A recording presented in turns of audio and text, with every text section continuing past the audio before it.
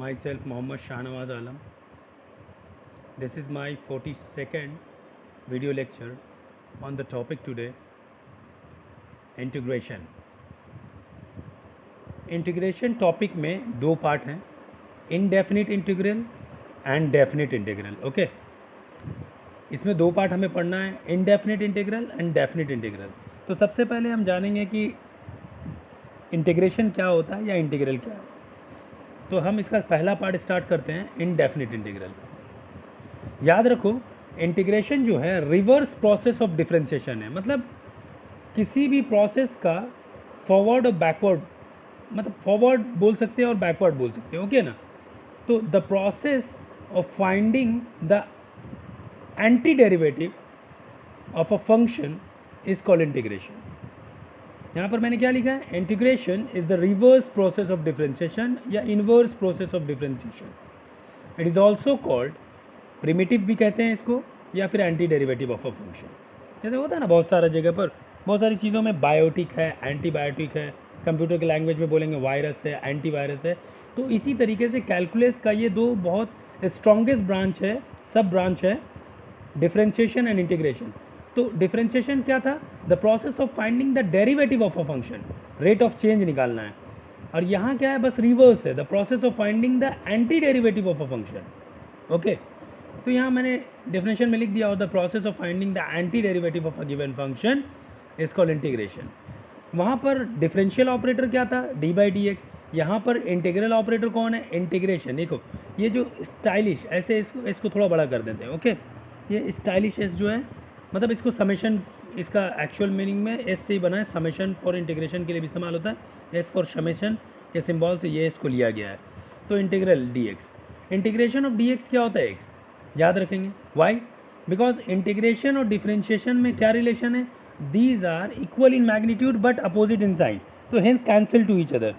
जैसे कोई एक बुक को एयर में अगर हम रोक लें तो उस पर दो फोर्स काम करेगा, एक डाउनवर्ड फोर्स, एक अपवर्ड फोर्स. अगर बुक इक्विलिब्रियम में है, जनरल केस में बात कर रहे हैं, बुक इक्विलिब्रियम में है, डाउनवर्ड फोर्स अपवर्ड फोर्स अगर इक्विलिब्रियम में है तो equal in magnitude but opposite in direction. तो इक्वल इन मैग्नीट्यूड है बट अपोजिट इन मतलब साइन में, तो +5 और -5 रिजल्ट इन 0. तो इसी तरह का कुछ कॉन्सेप्ट यहाँ पर है कि इंटीग्रल और डिफरेंशिएशन और इंटीग्रेशन में इन्वर्स प्रोसेस का इन्वर्स रोल होता है, तो ये कैंसिल हो जाता है और ये x बच जाएगा. Integration of dm is m, integration of dk is k, integration of dl is l. Okay, और ये साइन ऑफ इंटीग्रल है. ओके, ये साइन ऑफ इंटीग्रल सिंबल बोलेंगे इसको. ओके, दूसरा देखेंगे, पूरा वीडियो कवर हो रहा है. देखो एक एग्जांपल से, D by d x of 5x मैंने एक फंक्शन लिया, इसका डिफरेंशिएशन निकालेंगे, क्या हो जाएगा 5-x. अभी हम dx को इधर भेज दे रहे हैं, तो ये क्या बन जा रहा है मेरा, d5x, ये 5-x dx. दोनों तरफ हम इंटीग्रल साइन लगा देते हैं. तो इंटीग्रेशन ऑफ dx मैंने क्या बचा है, ये दोनों हट जाता, काट के नहीं दिखाएंगे, हट जाएगा. तो ये 5x इंटीग्रेशन ऑफ 5-x. ठीक है, here 5x is anti derivative या primitive of 5-x. Here 5x is anti derivative of 5-x, क्योंकि 5-x तो डेरिवेटिव है 5x का, और 5x क्या एंटी डेरिवेटिव है ऑफ 5-x. ओके, चलो एक कुछ देखते हैं कोई फंक्शन को, है ना. D by d x of x to the power n+1 by n+1. तो n+1 तो कांस्टेंट है, रहने दो नीचे, 1 बाई n+1 अलग ले लिए. X to the power n को डिफरेंशिएट करेंगे, क्या होगा, n x to the power n-1, 1 cut गया, तो n+1 कैंसिल, तो x to the power n. अब ये आ गया हमारे पास x to the power n. अभी हम dx को इधर भेज दे रहे हैं, d of x to the power n+1 by n+1, ये एक्स एंड dx है. ओके, अभी हम दोनों तरफ इंटीग्रेशन का साइन लगा देते हैं. ये इंटीग्रेशन ऑफ dx, ये दोनों हट जाएगा, तो integration of x to the power n dx क्या हो जाएगा, x to the power n+1 divided by n+1. That's it, एकदम ओके है, आसान है. मैथमेटिक्स क्या है, प्रैक्टिस का नाम है. ठीक है, the more you will practice the smarter you will become. ठीक है, अब जितना ज़्यादा प्रैक्टिस करोगे एक्सपर्टीज़ आपका बढ़ जाएगा, आपको अच्छे से समझ में आएगा. मतलब इसमें प्रैक्टिस की ज़रूरत है. ओके, प्रैक्टिस मतलब आपका मैथमेटिक्स ज़्यादा प्रैक्टिस से अच्छा होगा, जितना ज़्यादा बनाओगे उतना ज़्यादा सीखोगे. ठीक है, इसके बाद आते हैं, ये सब अभी इन्फॉर्मेशन है, इसको रिकलेक्ट करके रखना है आपको. ठीक है, वी मस्ट ऐड सी क्या है, constant of integration after integration. Why, क्यों भाई, क्या रीज़न है. अभी मैंने जैसा बताया कि डिफरेंशिएशन और इंटीग्रेशन का जो रिलेशन है डेरिवेटिव और एंटी डेरिवेटिव का रिलेशन है, तो रिवर्स रिलेशन है, ओके ना। तो y इज इक्वल टू मैंने कोई फंक्शन मान लिया, ये फंक्शन है, एक पॉलिनोमियल फंक्शन ले लिया हमने, डेरिवेटिव निकाला 5, एक्स क्यू का derivative 3x square, x square का derivative 2x, dx by dx 1 होता है, कांस्टेंट का डेरिवेटिव 0 होता है। तो ये मेरे पास ये तैयार हो गया, ओके। अभी हम बोल रहे हैं जब इसका डिफरेंशिएशन ये है तो इसका इंटीग्रेशन ये होना चाहिए। अभी हम इसको क्लियर कर रहे हैं ना कि हमें कांस्टेंट ऑफ इंटीग्रेशन हमेशा जोड़ना है, सी को ऐड करना ही है। क्यों ऐड करना है भाई, इसका रीज़न आपको यहाँ पे मिलेगा कि अगर हमने कोई फंक्शन लिया, उसका डेरिवेटिव फाइंड ये किया, अभी हम क्या कर रहे हैं, डी वाई लिखा और डी एक्स को इधर भेज दिया, दोनों तरफ इंटीग्रेशन लगाया। इंटीग्रेशन में भी वही रूल है जो डिफरेंशिएशन का रूल है, सिर्फ कांस्टेंट का डिफरेंशिएशन 0 होता है, कांस्टेंट का इंटीग्रेशन 0 नहीं होता है, याद रखना। 15 बाहर आ जाएगा, इंटीग्रेशन ऑफ एक्स स्क्वायर, 6 बाहर आएगा, integration of x d x, 4 बाहर आएगा, इंटीग्रेशन ऑफ डी एक्स। तो डी वाई का क्या हो गया, वाई, एक्स स्क्वायर का फार्मूला क्या हो गया, मैंने अभी x to the power n को डिराइव किया, स्क्वायर रखेंगे 2 + 1 2 + 1 3, ठीक है। तो जैसे हम यहाँ स्क्वायर रखेंगे तो एक्स क्यू बाई 3 हो जाएगा, x1 का क्या होगा, एक्स स्क्वायर बाई 2 हो जाएगा, जोड़ दो एक पावर को, डिवाइड कर दो इसे फार्मूला से, integration of d x, x होता है, ये 4 आ गया यहाँ से। तो हम देख रहे हैं y is equal to 5x³ plus 3x square plus 4x। देखो तो सब आ गया ना, जब हमने इसको इंटीग्रेट किया तो ये आ गया, लेकिन इसमें -7 वाला टर्म जो है नहीं आया। जब मैंने इसको इंटीग्रेट किया तो ये आ गया, आया ही है ना। 5x³ plus 3x square plus 4x आ गया, 5x³ plus 3x square plus 4, लेकिन ये -7 नहीं आया। तो in order to maintain